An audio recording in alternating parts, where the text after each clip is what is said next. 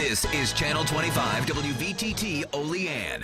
Now, from the Twin Tiers' biggest broadcast news operation, this is the 6 o'clock report with Jeff Andrulonis and Alexa Olson. Listen on News Radio 96.7 WVTT or watch on News Channel 25 WVTT television. WVTT proudly presents the 6 o'clock report. Good evening, I'm Alexa Olson. And I'm Jeff Andrulonis. Good evening. Sad news to report tonight from Hollywood. Famous screenwriter Nora Ephron, famous for movies like Sleepless in Seattle and When Harry Met Sally, has died. Ephron lost her battle with leukemia at the age of 71. Karen Winter has more on the life and the legacy of Nora Ephron.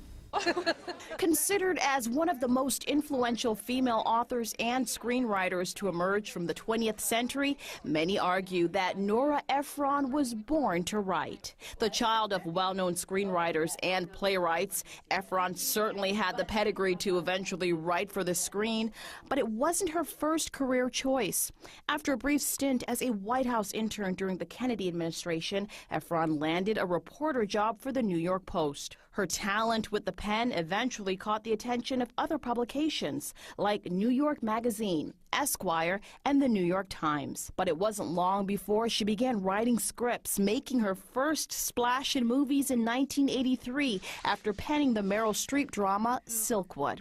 I can't quit now. The script earned Ephron an Oscar nomination, but it was a romantic comedy she wrote a few years later that really put the name Nora Ephron on Hollywood's map. Oh, God. When Harry Met Sally, about a man and a woman who explore risks of taking their friendship to the next level, became a huge hit. I'll have what she's having. And Ephron was suddenly high in demand, known for her humor and writing appealing female characters. Over the years, more hits followed. I am having all of these fantasies about some man I have never even met who lives in Seattle. Like Sleepless in Seattle, which Ephron co-wrote. The film starred Meg Ryan and Tom Hanks as strangers who eventually find each other. It also put Ephron in the director's chair. I did not. You did too. I did And not. You've Got Mail, which brought Ryan and Hanks together again in a romantic setting. Though she had a knack for making romance work on the screen, Ephron struggled with her personal life early in her career. In 1976, she married famous journalist Carl Bernstein and had 2 children.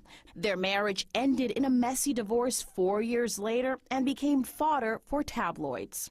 She would later write a book, Heartburn, that described her rocky marriage with Bernstein. Ephron adapted the novel into a screenplay, of course, which co-starred Streep and Jack Nicholson. But her third marriage was a success. In 1987, she tied the knot with Goodfellas screenwriter Nicholas Pileggi. How would you like to be on a television show?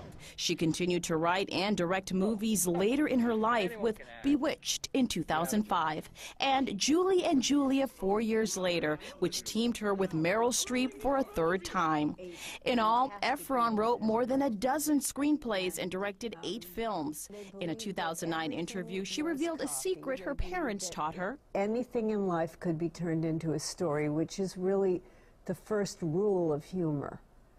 If you understand that, you understand everything there is about making things funny. Sound advice from a writer who helped make audiences laugh throughout her career. Karen Winter, CNN, Los Angeles. The U.S. Coast Guard believes a cargo ship near Newark, New Jersey has 25 people stowed inside a container in the ship. In a statement, the Coast Guard said that when they knocked on the container, someone inside knocked back. They plan to investigate. The container in question is underneath several other containers. The vessel last docked in Egypt and is managed by Global Ship Lease Services Limited. They have made no comments so far. In Olean, the Common Council meeting of the whole last night voted to authorize Olean Mayor Linda Witt to apply for funding for city projects under the consolidated funding application process. The city applied for funding through the CFA last fall and was awarded over $3.5 million for 3 projects, including the construction project on East State Street. Community Development Program Coordinator Mary George tells WVTT there are several projects in the city under consideration for that funding application. We'd love to get a grant for Rattler Stadium renovations. That's one.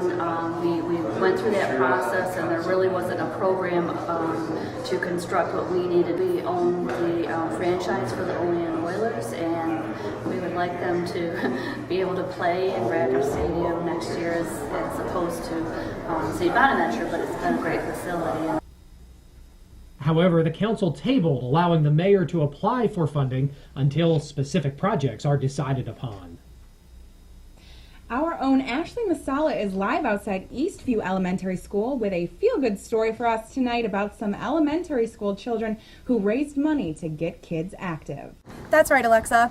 I'm at the Eastview Elementary School right now after we found out about a special donation at last night's Common Council meeting. The Eastview Elementary School students donated over $1,000 to the William O. Smith Recreation Center in Olean after they won the NFL 2011 Super School Grant. The $10,000 grant was awarded to 34 schools, including Eastview, in order to get kids active for 60 minutes every day. Eastview Elementary promised to give back to the community on their application, and the students raised money by walking for pledges from family, friends, and community members. Director of Youth Bureau and Recreation Department, John Anastasia, thanked everyone involved in the donation at the meeting. From WVTT, I'm Ashley Masala. Back to you, Alexa. Thanks, Ashley. Great donation and great for the kids as well. Coming up as the 6 o'clock report continues, mining Olympic gold. We'll tell you about it as the 6 o'clock report rolls on News Channel 25 WVTT.